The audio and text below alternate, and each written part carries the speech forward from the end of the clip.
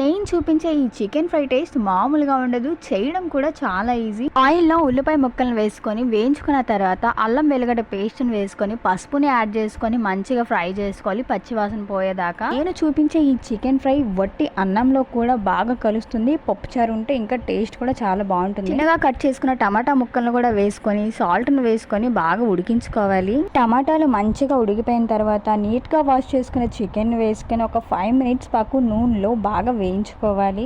ఇలా వేయించుకోవడం వల్ల ముక్క చాలా టేస్టీగా ఉంటుంది. 2 టేబుల్ స్పూన్ల కారం, ఇంట్లో చేసుకున్న మసాలా 1 టీ స్పూన్, ధనియాల పొడి 1 teaspoon, chicken masala 1 teaspoon, garam masala వేసుకొని బాగా ఫ్రై చేసుకోవాలి.